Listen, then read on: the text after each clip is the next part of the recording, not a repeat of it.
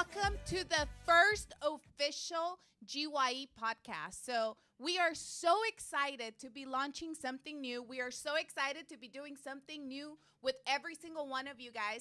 And you know what, Leah? We're going to be bringing every single week a different topic. But we're not just going to bring any topic. We want to bring some hot topics that are out there. Because we don't want you searching elsewhere. We want you to be able to come here and listen to this conversation. So, yes, absolutely. If you haven't subscribed, how can we do that? You're going to go ahead and go below the video right here and then just click on subscribe. And if you want to put the little ring thing, I don't really know what it does, but it's helpful. All right, so now that as people are subscribing, we're letting our friends know. So if you want to text your friend, if you don't see them logged on just yet, text your friend, let them know we are live. We are live. And like I said, we are launching our very first episode of our GYE podcast. I want to kind of introduce who's here at the couch. So I'm going to let you guys do your own little special introduction. Okay. Well, my name's Debbie Montemayor. Okay. I'm 20 years old. I like the color purple. And then after, doing that awkward thing of explaining my name and stuff, I've been part of the youth for a while. I was a student, and now I transitioned to be a leader. I leveled up or whatever. Woo! And that could be you. So don't think that just because you're starting, you can't level up to be one of us when we leave, and we start forming this new youth. But yeah, I just want to let you know, I'm Debbie. You can call me Donnie, but yeah, that's me. All right, so are we saying ages and stuff? Because I feel like we're getting pretty personal here. But for those of you guys that don't know me, my name is Perla. I'm actually also a leader in the youth, and I've been blessed to do this for the last few years. And my favorite color is gray, so that's my favorite color. And what else did you give your information about? Oh, how old? I just turned 21 for the 9th time. So Leah.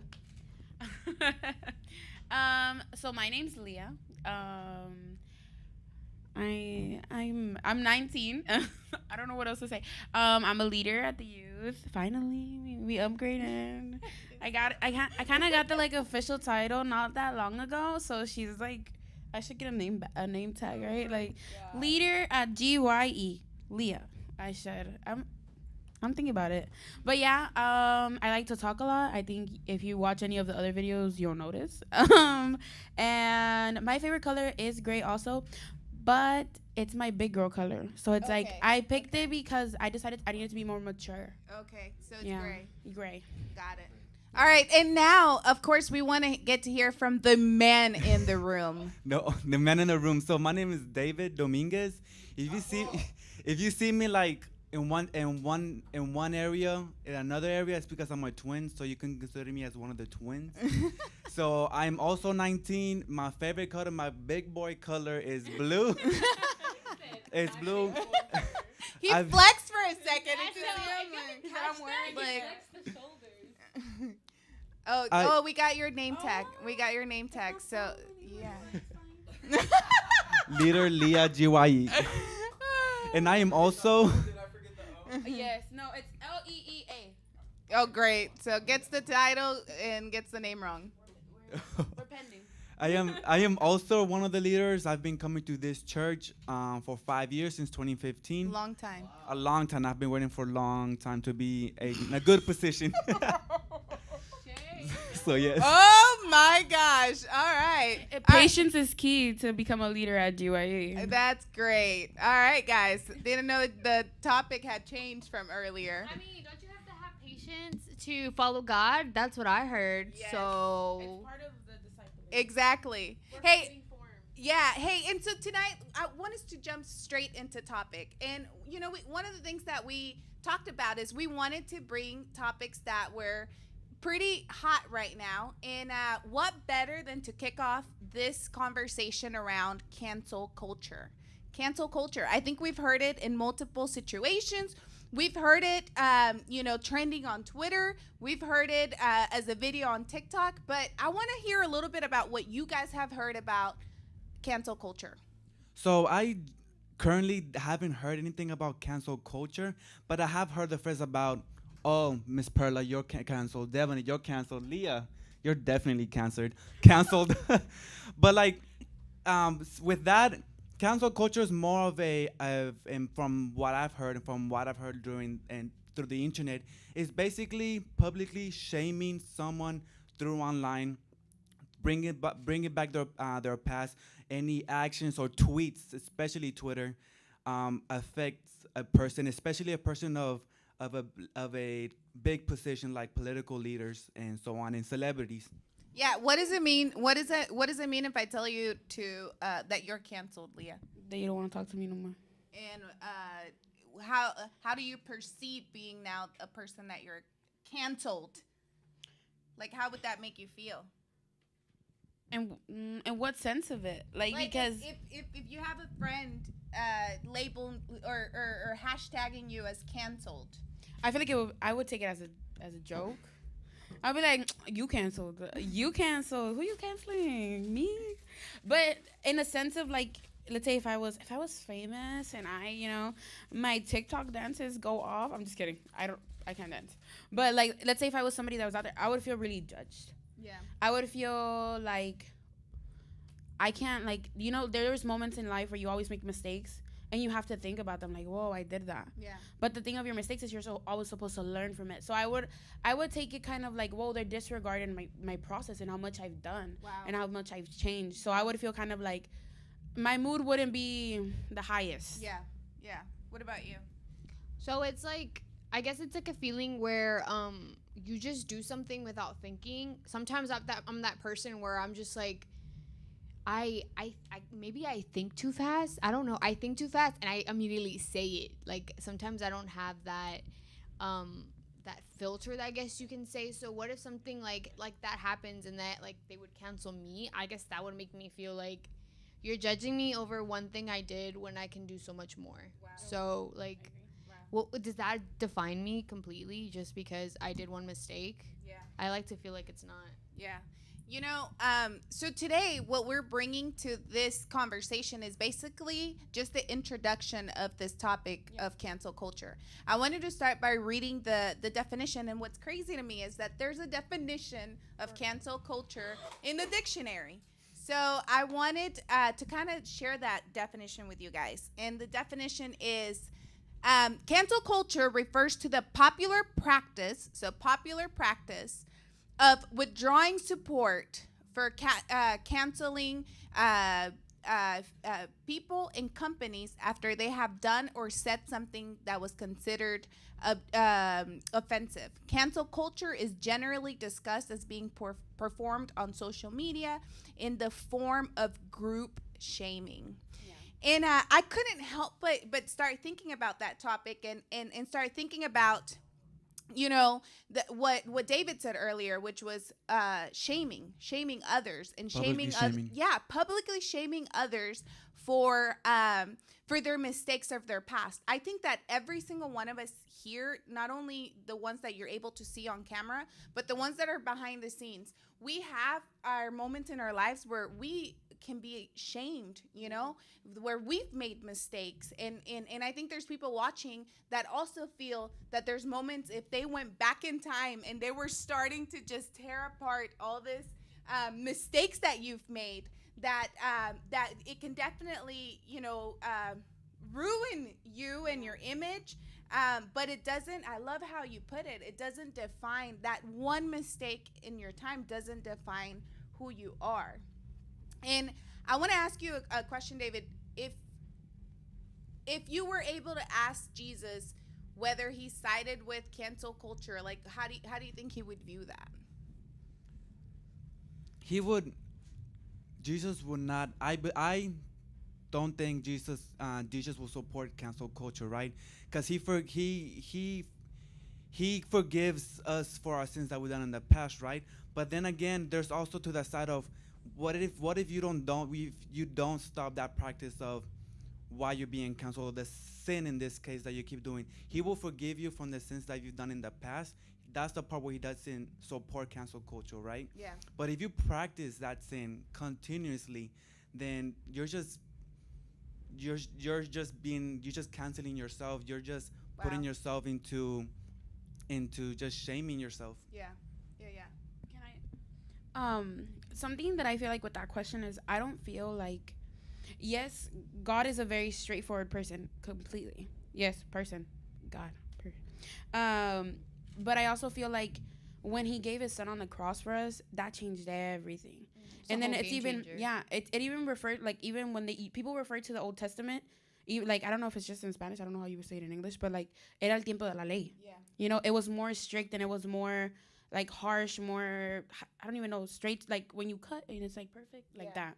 You know, but once Jesus died on the cross for us, it changed completely. I feel like there was a sense of empathy and a new bridge, more understanding, more comprehension of like, oh, they're human, they're growing and they're trying to get to me, and he sees it differently.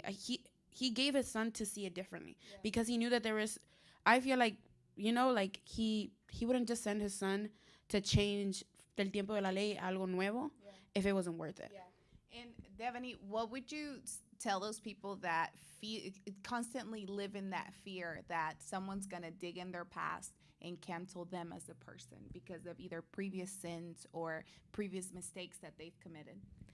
I think that a lot of people feel that Jesus or that society is very black and white. Like, I'm either on this side or I'm either on that side. There's no in between. I can't fit in both sides.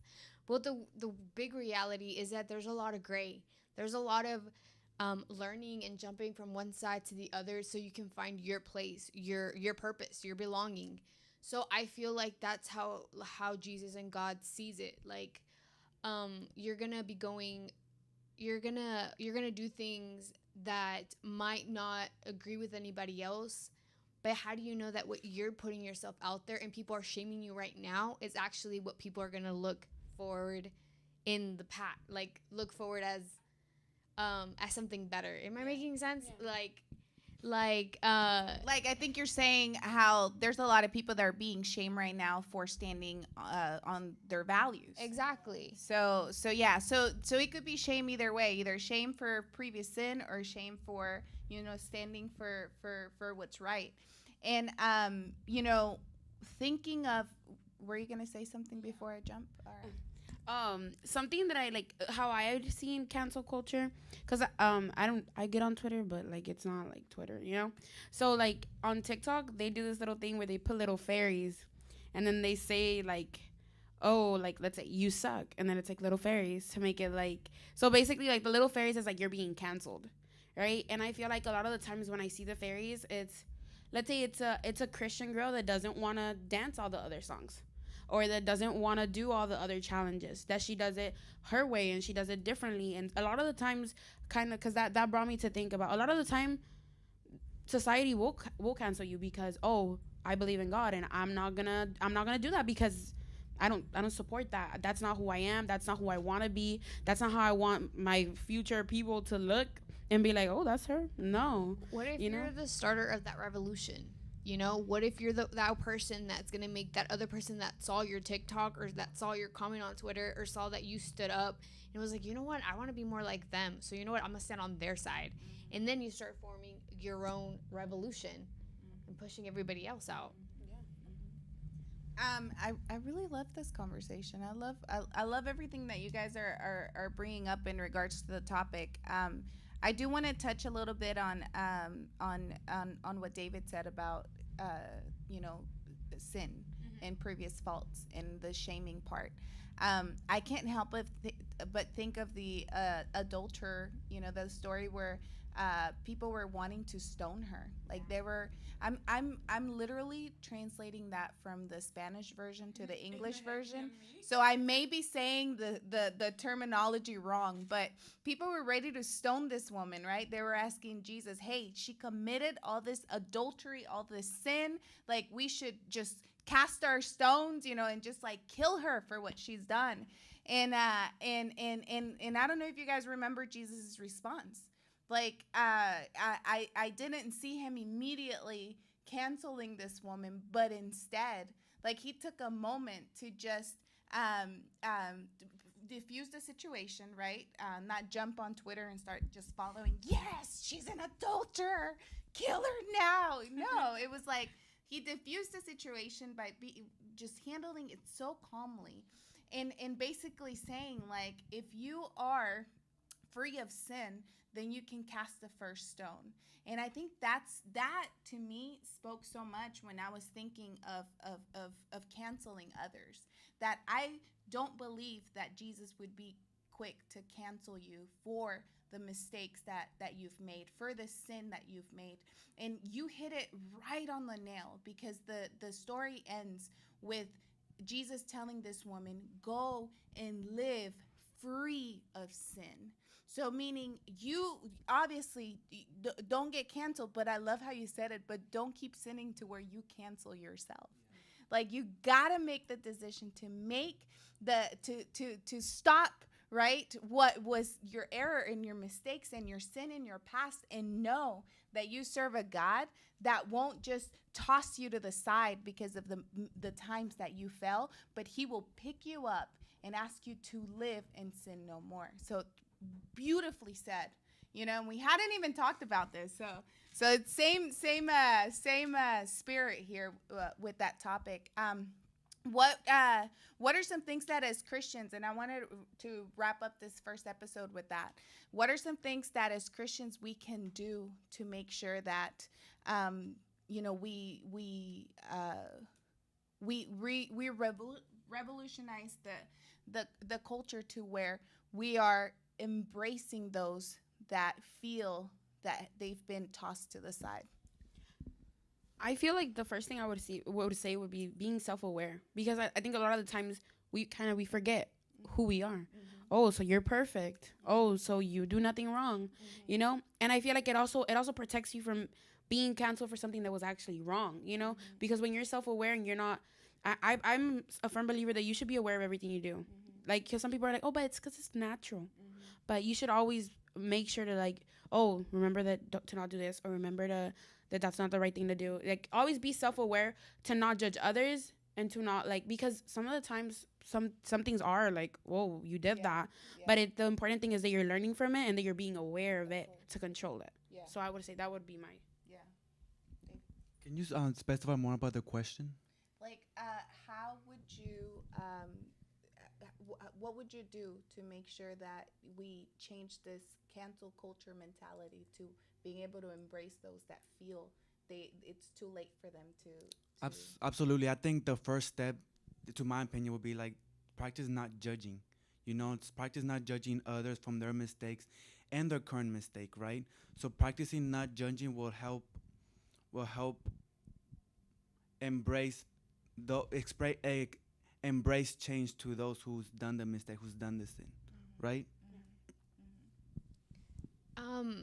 I think I have 2 points. The first one would be have mercy. I feel like before anybody, Jesus had so much mercy on us to die on the cross for everything that we've done. So if Jesus had that much mercy on them, we're supposed to be every day closer and closer to becoming more like Jesus. Mm-hmm. So we should forgive, and we should understand what other people are going through or might be feeling in that situation. So don't put somebody else that you wouldn't want to, don't put somebody else in an area where you don't want to be in. Mm-hmm. And also action with purpose. Yeah. Don't go out there and start just doing and saying and doing stuff that won't identify you. Lead by example. Yeah, exactly. Lead by example. Every action that you take, yeah, you're going to make mistakes, you're going to fall, but have a certain purpose with it, have a certain direction you want to go in order to get away from that cancel type of mentality. Yeah. Awesome. Well, thank you guys so much for being so open and honest to sharing about this topic. I definitely look forward to what else it is that we have to share. But we love you guys. Thank you so much for joining us this time around with our GYE Podcast episode. Woo! Woo! You make me come alive again. Oh, you